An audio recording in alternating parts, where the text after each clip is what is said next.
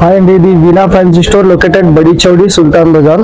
నేను ఇప్పుడు చూపిస్తున్నా మీకు ఫ్యాన్సీ లేసెస్, మగ్గం వర్క్ లేసెస్, ఇంకా రెడీమేడ్ బ్లౌజెస్. మా దగ్గర లేసెస్ స్టార్ట్ అవుతుంది 100 రూపీస్ తోని 4000 వరకు ఉన్నాయి.